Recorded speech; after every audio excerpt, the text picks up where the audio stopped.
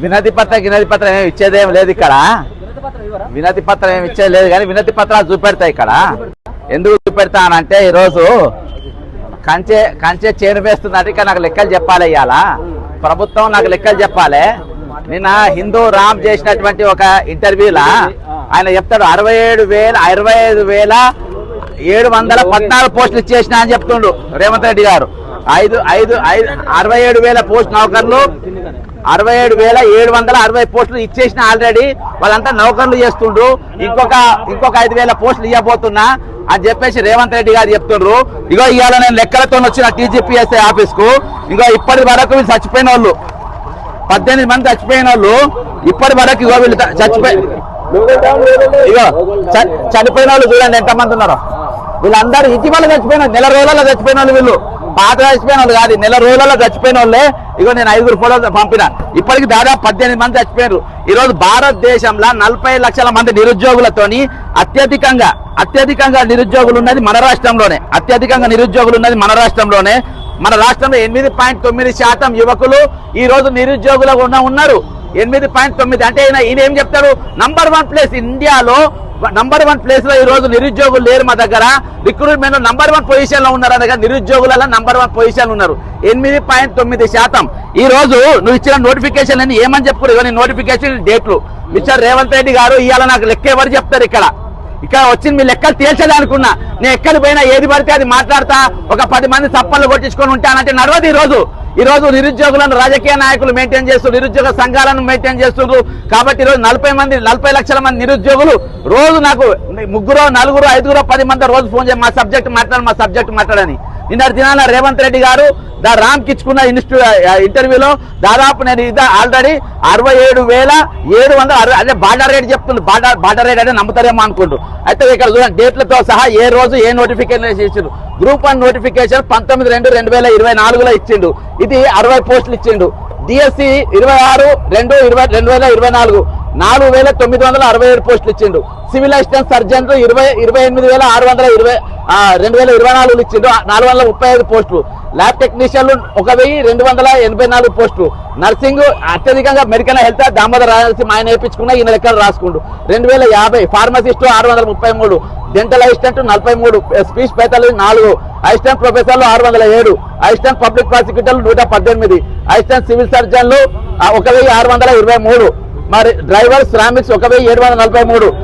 ఎఫ్ఎస్ఎల్లు 60. Traffic mechanical సూపర్వైజర్లు 198. Assistant ప్రొఫెసర్లు horticulture 79.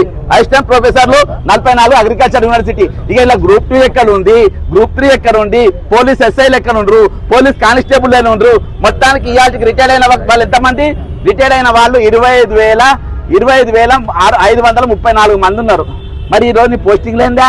నువ్వు ఇచ్చిన పోస్ట్ ఏంది? నువ్వు మొత్తం ఇచ్చిన పోస్ట్ ఏంది? ముఖ్యమంత్రి అయిన తర్వాత ఇచ్చినవి 13,943. ఇంత పచ్చి అబద్ధం ఈ రోజు జాతీయ మీడియా ముందు కూర్చొని పచ్చి అబద్ధాలు ఆడుకుంటా సిగ్గు లేకుండా చెప్తున్నా. మళ్ళీ సిగ్గు లేకుండా ఎవరైనా చూస్తే ఏమని అనుకుంటారు? ఇంత పచ్చిగా మాట్లాడంటే అడిగేటోళ్ళు ఎవరు లేరు.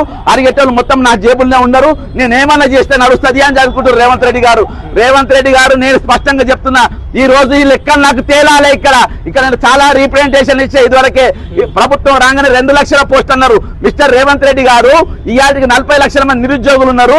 ఒక్కొక్కరికి 4,000 రూపాయలు నిరుద్యోగ భృతి ఇస్తా అన్నారు. ఎంతమందికి ఇచ్చినావు? 4,000 నిరుద్యోగ భృతి ఎంతమందికి ఇచ్చినావు? ఈ రోజు విద్యార్థి సంఘాలు ఎందుకు అడుగుతలేవు? యువజన సంఘాలు ఎందుకు అడుగుతలేవు? ఆపోజిషన్ పార్టీలు ఎందుకు అడుగుతలేవు? ఎమ్మెల్సీలు ఎందుకు అడుగుతలేరు? గ్రాడ్యుయేట్ ఎమ్మెల్సీలు ఎందుకు అడుగుతలేరు? ఆపోజిట్ గా ఉన్న బీజేపీ వాళ్ళు ఎందుకు అడుగుతలేరు? ఏబీపీ వాళ్ళు ఎందుకు అడుగుతలేరు? ఎందుకంటే ఈ రోజు మీకు రాజకీయాలు ఎక్కువ. ఒక మైనర్ బాలిక మీద అన్యాయం చేస్తే మీరు మాట్లాడు, నిరుద్యోగులకు అన్యాయం జరిగితే మీరు మాట్లాడు, తెలంగాణ యువకులకు నిరుద్యోగుల మాట్లాడు. ఈరోజు తెలంగాణ 40 మంది నిరుద్యోగ కాక్రోచులు ఉన్నారు. 25,534 మంది రిటైర్ అయిన కాక్రోచులు ఉన్నారు. ఈ రోజు 5 లక్షల మంది అవుట్ సోర్సింగ్ కాక్రోచులు ఉన్నారు. కాంట్రాక్ట్ కాక్రోచులు 2 లక్షల మంది ఉన్నారు. ఈరోజు మొత్తం తెలంగాణలో 3,99,00,000 మంది కాక్రోచులు ఈరోజు తెలంగాణ మీ చేతిలో బలైపోతున్నా ఉన్నారు. అంటే ఈరోజు మాట్లాడేటోళ్ళు లేరా? ప్రతి అంశం మీద మేమే రావాల్సిన అవసరం ఏముంది?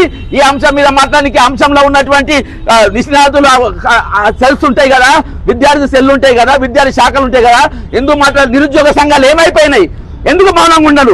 ఇక్కడికి వెళ్ళి పచ్చిగా ఈరోజు రేవంత్ రెడ్డి గారు కూర్చొని ఒక మీడియా ముందు కూర్చొని నేను ఈ భారతదేశంలో అత్యధిక ఖాళీలు నేను నింపినా అని చెప్పుకునే రేవంత్ రెడ్డి గారు, 67,000 పోస్టులు నేను ఇచ్చినా అని చెప్పుకునే రేవంత్ రెడ్డి గారు, 60,679 పోస్టులు ఇచ్చుకునే రేవంత్ రెడ్డి గారు, ఈ రోజు మీకు నౌకర్లు వచ్చినాయి, మీ టీడీపీకి వచ్చిన వారి నౌకర్లు వచ్చినాయి, మీ ఓటుకు స్కామ్ లో ఉన్న వారి నౌకర్లు వచ్చినాయి.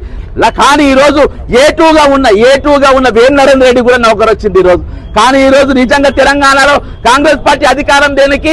నీ డొక్కు బస్సులు ఎక్కి ఊరూరు తిరిగి కాంగ్రెస్ పార్టీ అధికారంలో వస్తే మా నౌకర్లు వస్తాయి, కాంగ్రెస్ పార్టీ అధికారంకి వస్తే అమరవీరుల త్యాగాలు ఏవైతే వాళ్ళ కళలు నెరవేరుతాయని చెప్పుకున్న పచ్చి అబద్ధాలు ఆడినటువంటి ఈ రోజు ఈ రేవంత్ రెడ్డి గారు కాంగ్రెస్ నాయకులు ఈ రోజు ఎందుకు కనబడతలేరు? ఇంత పచ్చి అబద్ధాలు ఎందుకు మాట్లాడతలేరు?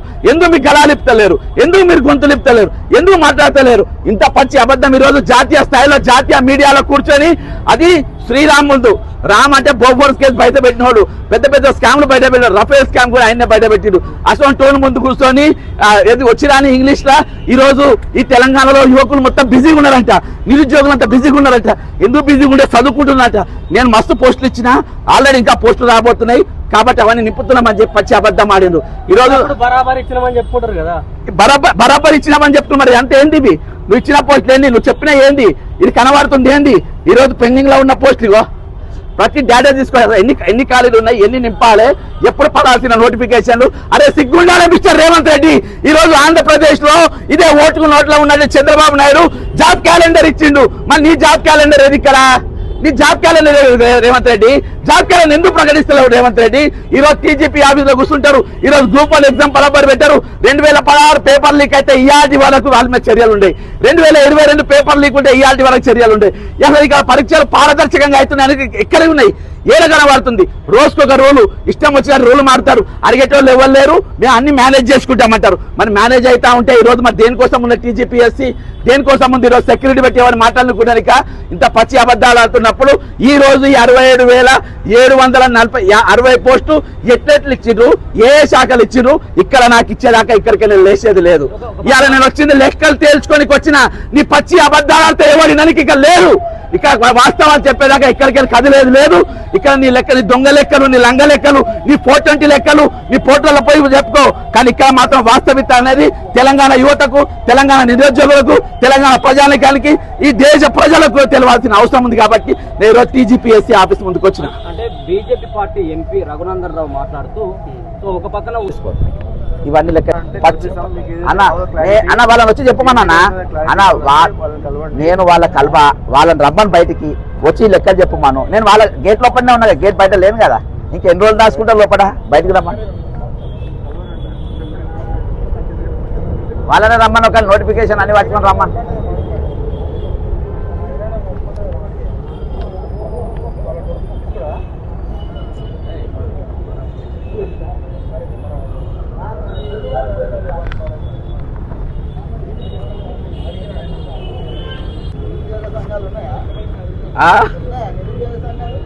ఏమంటున్నారు పోలీసు వాళ్ళు? ఏమంటున్నారు వాళ్ళని పట్టుకొస్తారు.